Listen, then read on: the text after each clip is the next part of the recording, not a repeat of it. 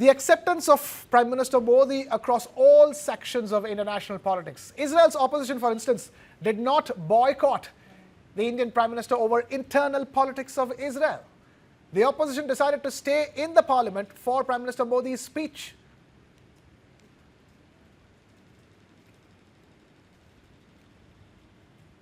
Yes, a question to me on this? No, yes. Hold on, Litai. In a rare break from protocol, Israel's Prime Minister Benjamin Netanyahu personally received the Prime Minister at the Ben Gurion airport, an honor traditionally reserved only for the US President or the Pope. And to mark Modi's address in Israeli parliament, the Knesset building was illuminated in the colors of the Indian tricolour for the first time, highlighting the special bond between the two democracies. And at the Knesset, Israel's opposition chose not to boycott the Indian Prime Minister's address despite internal differences. When Modi concluded his speech with the words, Yisrael Chai, the people of Israel live, the entire house rose in a standing ovation. On the 25th of February, Prime Minister Modi created history by becoming the first world leader to receive the Speaker of the Knesset Medal, the highest honor conferred by Israel's parliament. The award reflects the deepening strategic partnership between India and Israel, and PM Modi is also among the rare global leaders to have received top civilian honors from both Israel and Palestine. In an extraordinary moment inside the Israeli parliament, chants of Modi, Modi echoed through the hall as he concluded his address. Bear in mind, during his previous 2017 visit, a newly developed Israeli chrysanthemum was named Modi in his honor at the Danziger Flower Farm, a rare diplomatic gesture reserved for special state visits. Itai Melchior, let me come to you on that. All of this put together tells you that the kind of welcome accorded to Prime Minister Modi is on par with US President and the Pope. And that really puts India in a very special league of nations as far as Israel is concerned, because Israel's biggest partner in the world is the US, and India is now a very close second. Very much so. It is very important to mention that, as I think someone alluded to it earlier, Israel is a tiny country, 10 million in population.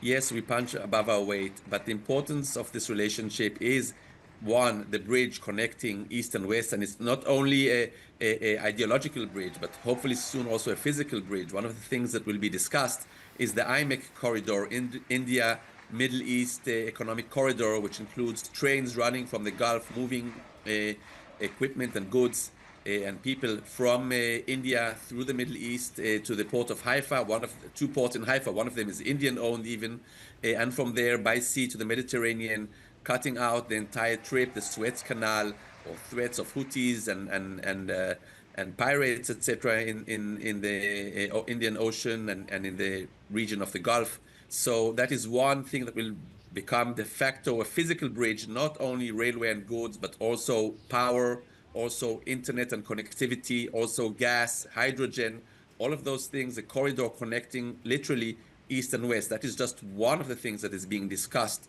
in this trip. Another thing that is being discussed during this visit is also the I2U2. That's another very big strategic agreement between four great nations.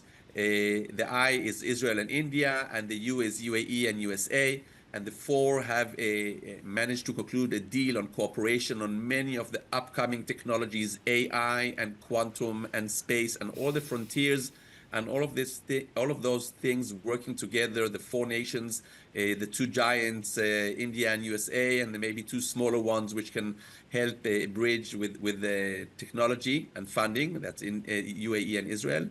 So those are the two big things that are being discussed during this visit and will be outcomes, but also in the sidelines, many other agreements signed on cooperation in agro-technology and space, in pharmaceuticals, in other technological areas, but also not forgetting the long negotiation that's been going on for years now about concluding a free trade agreement between the nations, something which will enable more companies to operate freely in each other's economies.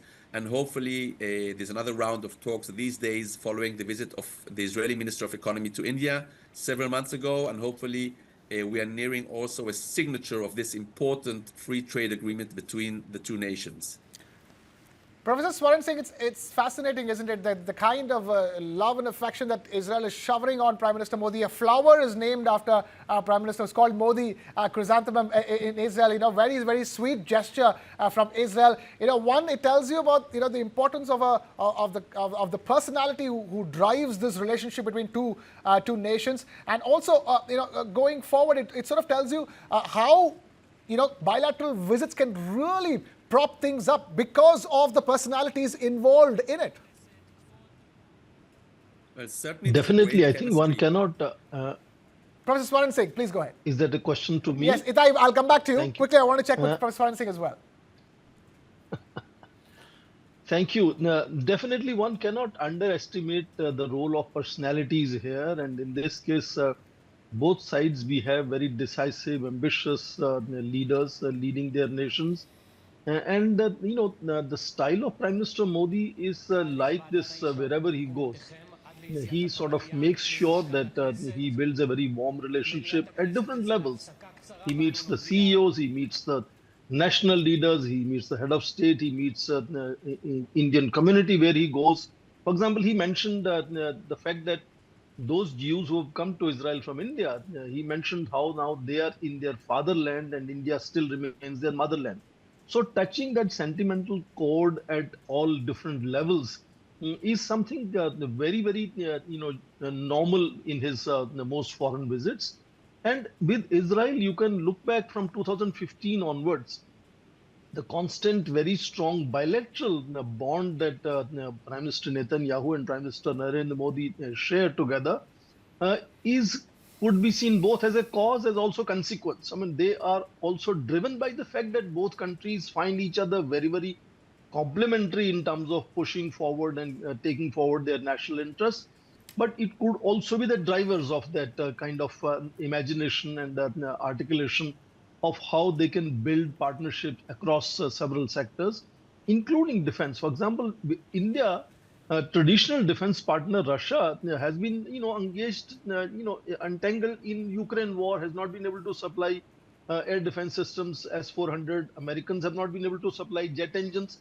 So when India is exploring alternatives to build its indigenization effort, from Make in India to indigenized effort to build various defense equipments, other than France, Israel is a very interesting case here, where country is willing to scale its products, country is willing to some extent, even share technology, though some areas like the laser beam, for example, is an issue which is slightly uncertain in terms of whether that technology is coming to India right now.